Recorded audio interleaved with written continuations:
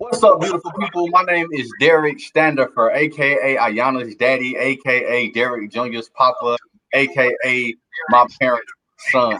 And I have the awesome honor of interviewing Miss Tireshia Galloway for today's episode of Solve It Sunday. Welcome to the show, Miss Galloway. How you doing?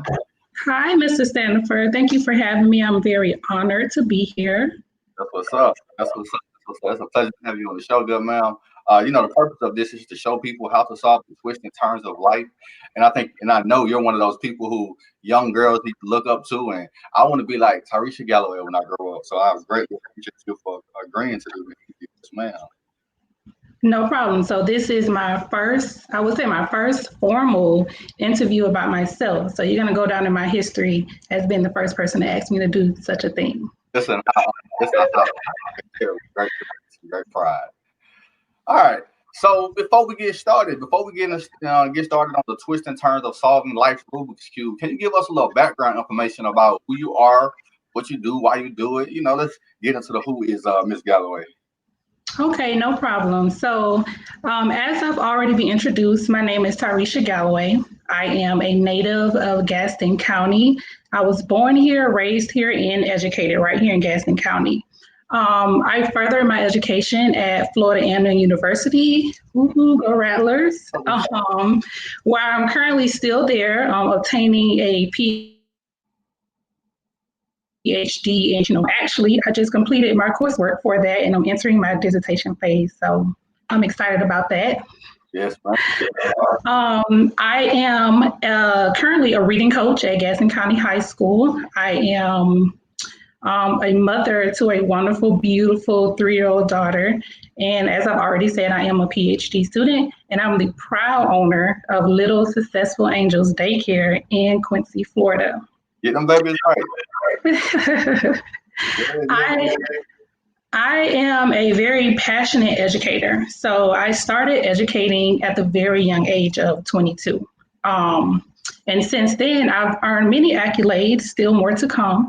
But I've been Rookie Teacher of the Year. I have received all effective and highly effective evaluations, earning myself the title of being able to get the best and brightest bonuses. I was recently selected by the state of Florida to being classified as an effective teacher, where I was received a substantial bonus that only a few people in the state of Florida was able to obtain. So I was very proud of that. It was unexpected, but it was great. My latest project is I started a scholarship foundation.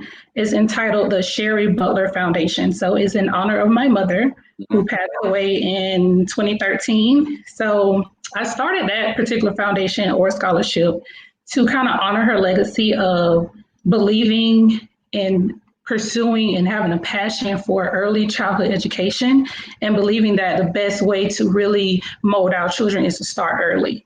And I also, she was very big on like African Americans owning their own businesses. So that's also one of the aspects of it. So what it is I award the scholarship to one Gaston County senior every year that is either going to school for business to be an entrepreneur, or if they're going to school for early childhood education. And again, it's just simply to honor my mother and to give those students a chance at their dreams. That's what's up. That's what's up. I think you're doing an amazing job of honoring your mother's legacy. And you're doing a wonderful job with British Nicole. So I definitely that is exuberate from you and your drive. Right. Thank you. So, well, before you get started, I've introduced myself, and I'm pretty sure there are a lot of viewers on here from Gaston County that may not know you. So, will you do me the honor of introducing yourself so that they can see who you are or know who you are? Okay. So, Tireshia, your people, your family, and your friends, your support group is absolutely phenomenal. I mean, I can't tell you. I was just pubbing the show today, and so many people that I had no clue who I don't know who they are. They just started adding me as a friend, sharing your posts. I said you have an amazing support group. So first of all, thank y'all for that, for the beautiful people of Gaston County. My name is Derek Standifer. I am daddy, Derek Jr.'s papa, my parents' son.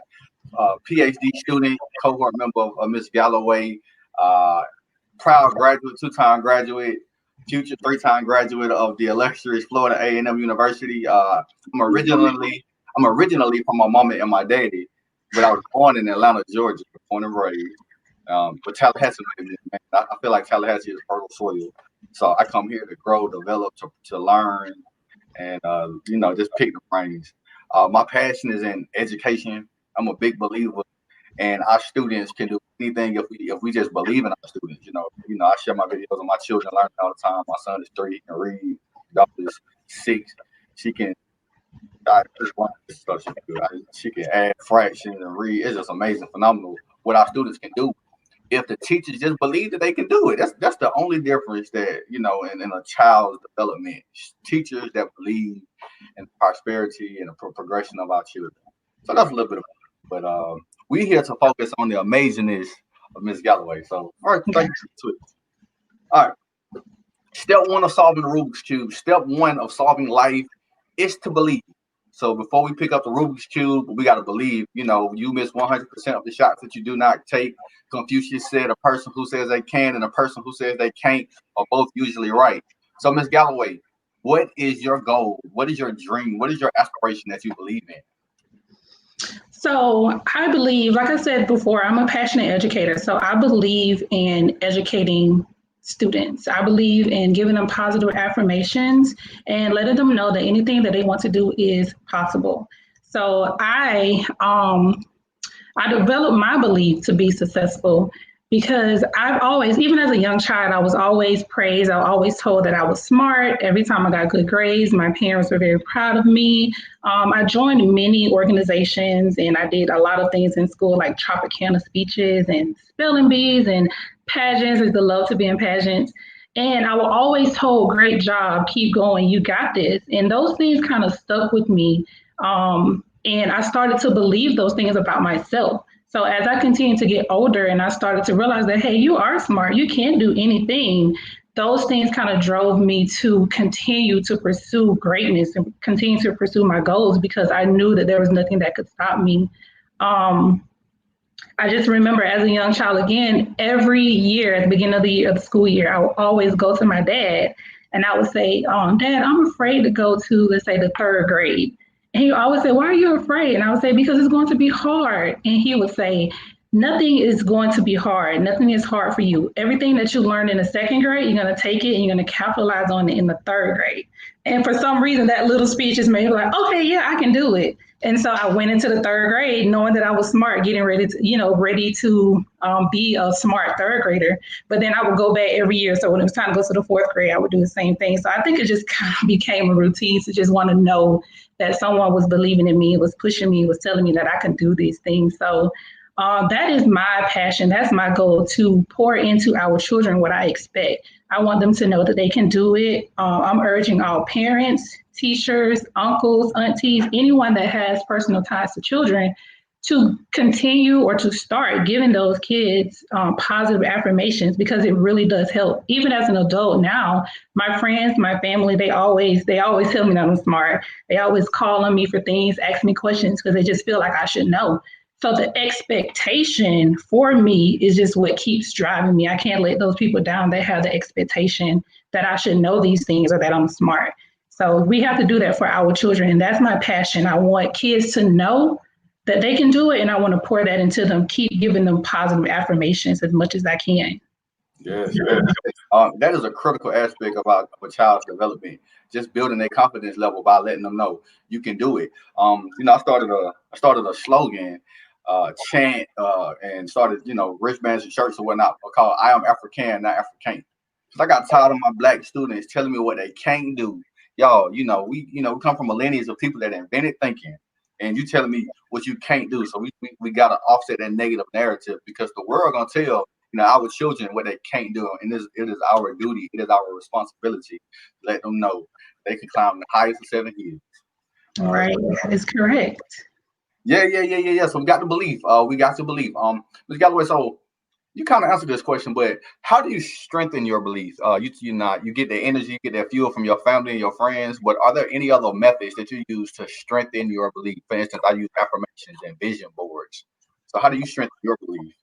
So yeah, it's pretty much like what I said. I give myself positive affirmations. When I set goals, I make sure that I reach those goals. So I set a big goal and I set smaller goals in along the way, and I make sure that I'm doing what it takes and holding myself accountable for those small goals to get to that big goal. So that's pretty much. I give myself positive affirmations every day. I learned it from the great Gian Jones. Talking to her, she really helped me understand the power behind positive affirmations. I knew it as a child, but now just being older and having to deal with much larger obstacles and things that are a little bit more tough than going to the fourth grade. You have to be stronger, and you need people around you that help you be stronger, that build you up to be stronger.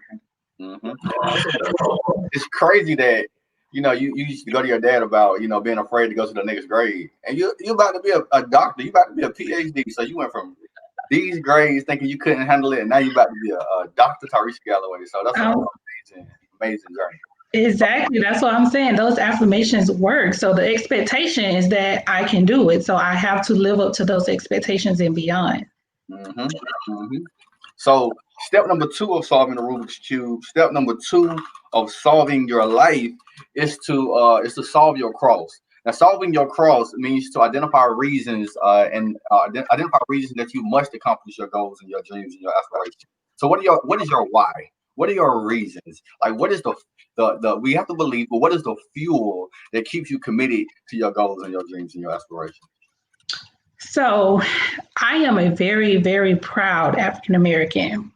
And because I am a proud African American, I feel like it is my duty and my responsibility to be successful. Just thinking back to our history, it wasn't until 1865, after the Civil War, during the Reconstruction period, that African Americans were able to legally be educated. So you know what I said? I said, okay, I'm going to go be educated. I'm going to get the best, get the quality education that I deserve.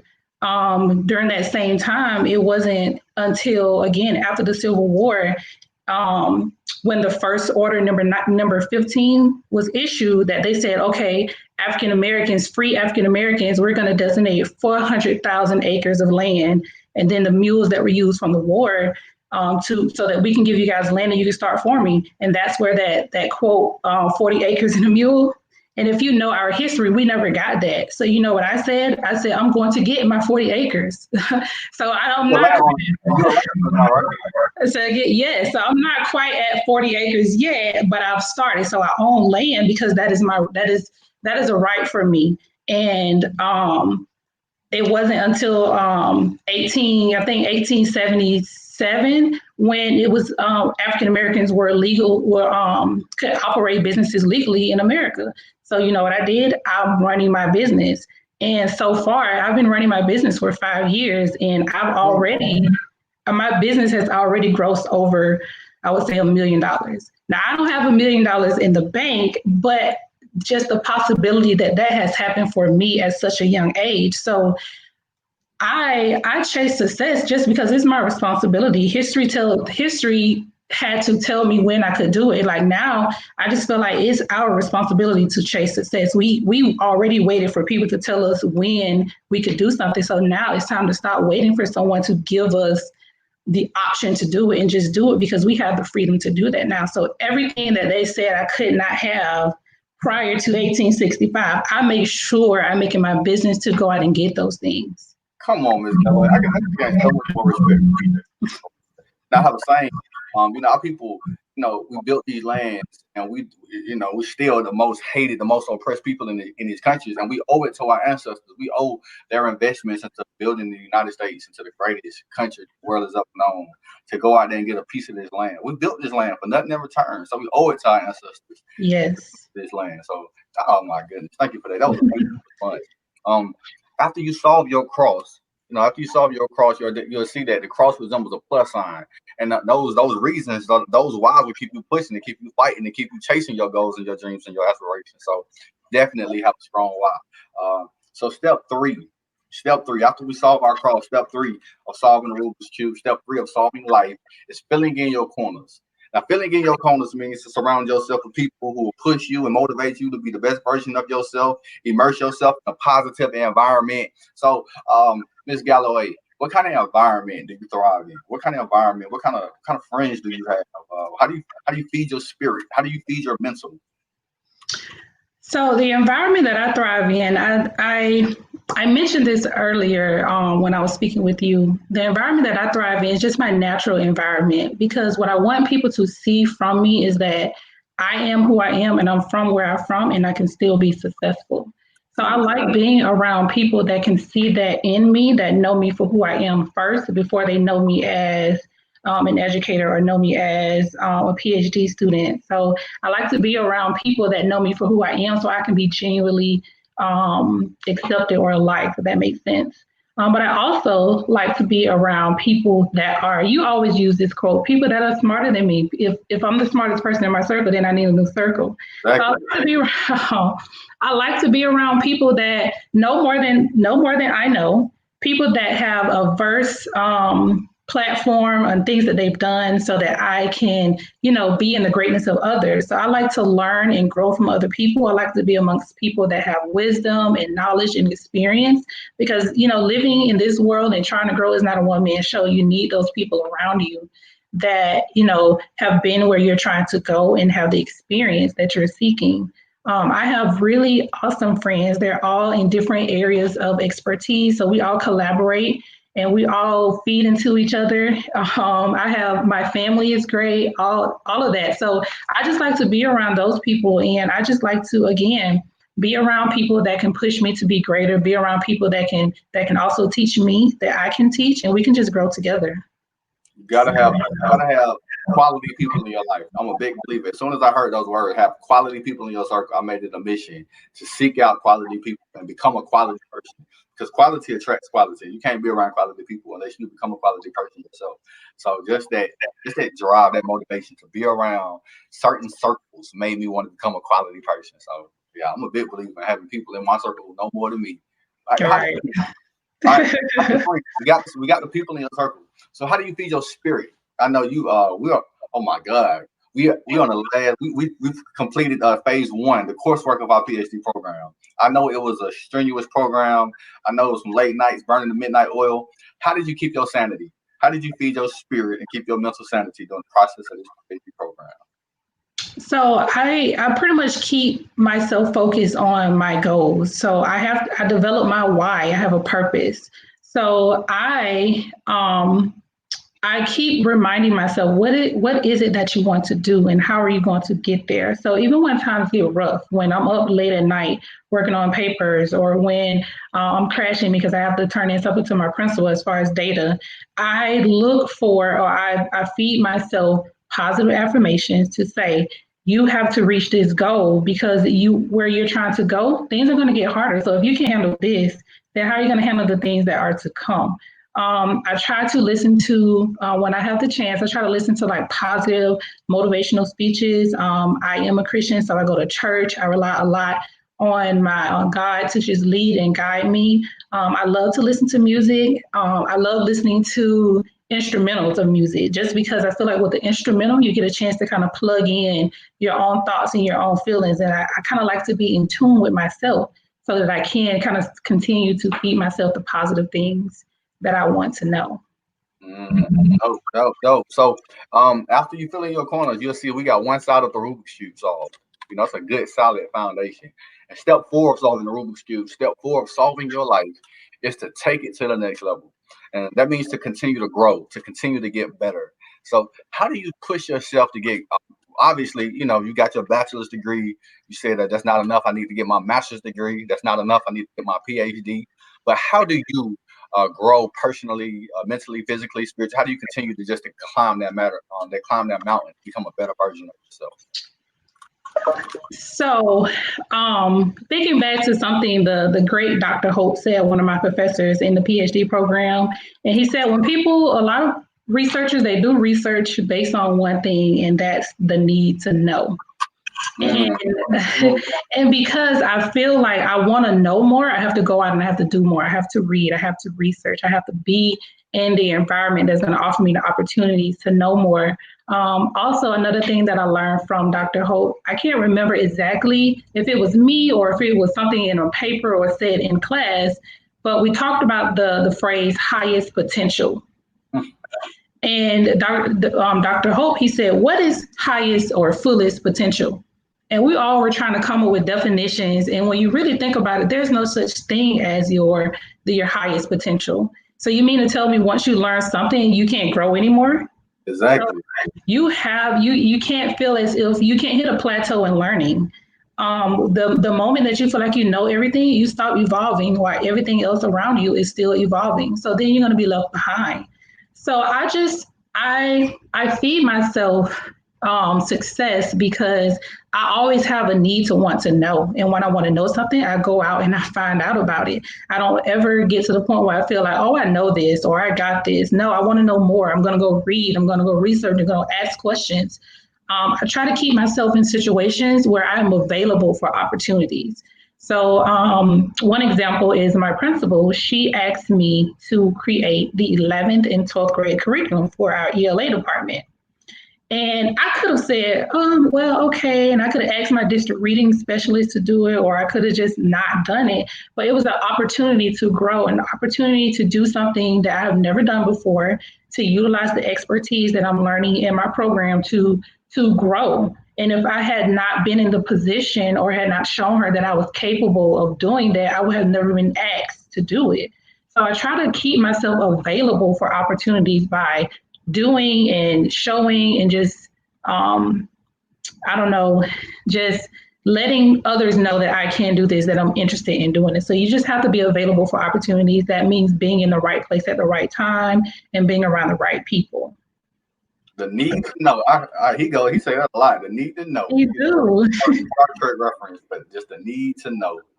Yeah. And then when opportunities present yourself, if you don't know how to do the opportunity, and if it's something that you can figure out, that's a perfect learning opportunity. That's a perfect self-training exercise for you to just, hey, Ms. Galloway, can you develop the 11th and 12th grade curriculum for ELA?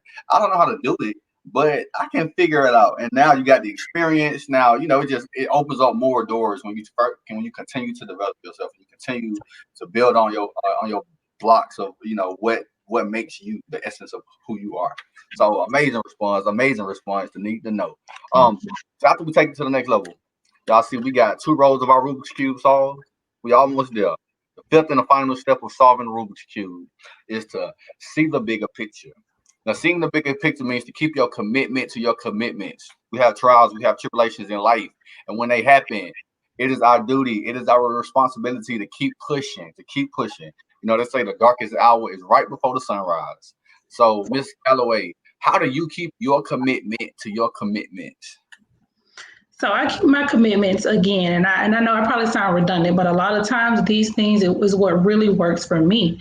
I set my purpose. I drive all of my actions based on my purpose. So if I know that I'm trying to get to a certain place, then regardless of whether it gets hard or it gets rough, I know that I have to make it through those things. And I also know that I'm not the exception, no matter how smart I am or where I am in my educational journey or how much money I make.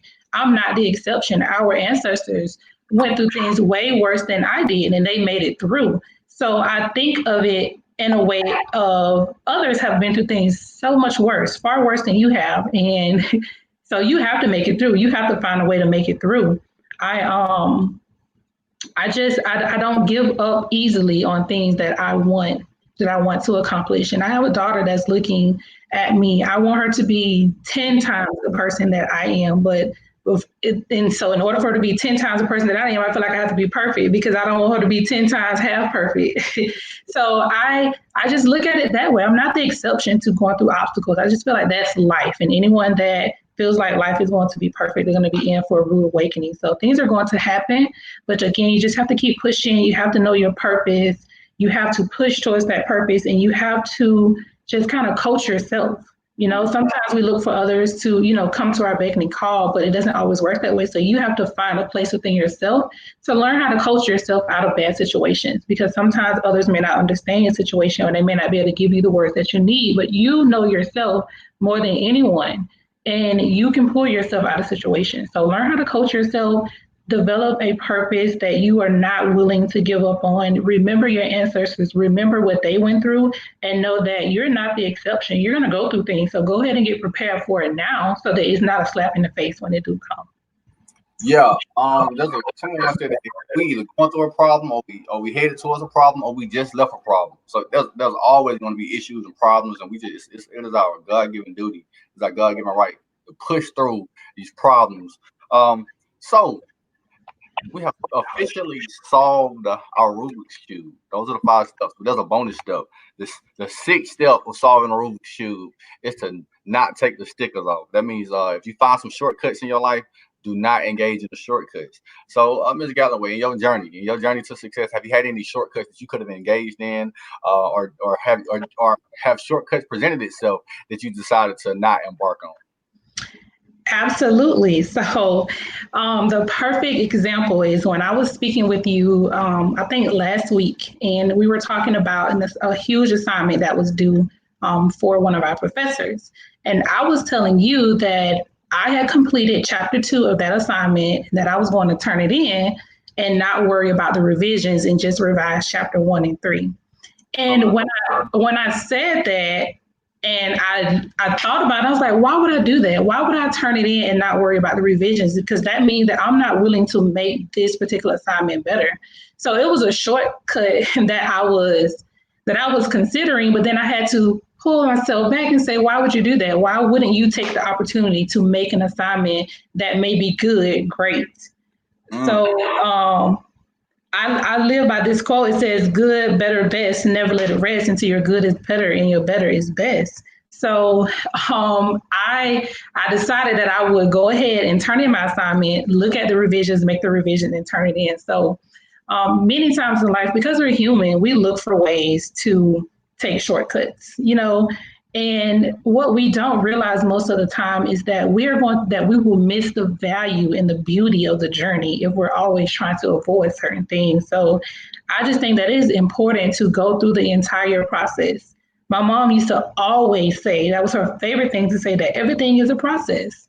And if we don't go through the full process, sometimes we never really appreciate the end result. So I would say don't take shortcuts, appreciate and get the value out of going through the entire journey, so that once you get to the end of that process, you can appreciate it more and you've learned more lessons along the way. There is beauty in the words of the great philosopher, J. Cole.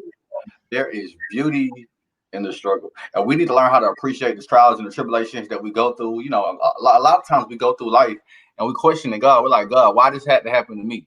And then once you go through it, you realize that the test presented a testimony. You had to go through that lesson. You had to go through these lessons in order to develop yourself. And to, you look back on the trials and the tribulations, and you say, oh, that's why that had to happen. And it made you a better person. And we need to learn how to appreciate those moments. So, Miss Galloway, we have officially solved the twists and turns of our Rubik's Cube. Thank you so much for agreeing to do Solve It Sundays. Now, before we leave, do you have any last words? When we got people like you, I say this, when we got people like you, we got to take advantage. We got to take advantage. Any other lasting words that you want to embark on the people who are watching out and tuning in today? So yes, one final thing. I think the most valuable thing that I have said tonight is the positive affirmations. I want to urge again all teachers, all parents, uncles, aunties, cousins, however you are affiliated to a young child, to please, please, please start pouring love and positive affirmations into these children, because it really does make a difference. Tell them that they can do it. Tell them that they can be anything they want to be. Tell them that they're smart. Tell them that they're beautiful. What we pour into our children is what we get out of it. And I feel like we have to do more pouring in of the positive stuff than the negative. So that's the most valuable thing. Because I'm a passionate educator and I see children that come from all walks of life, and my heart goes out to them. But I'm one individual, especially in my community in Gaston County, and one individual. We have a plethora of great, wonderful individuals, and I just want all of us to come together and just be there for our children, be there for our youth. And again, positive affirmations. Let's pour as much positivity as we can into our children. And remember, we've already waited long enough for people to tell us what we can do. So go out and get everything that is yours. Go get those businesses, go get that land, go get the education, go get the things that they said you could not have.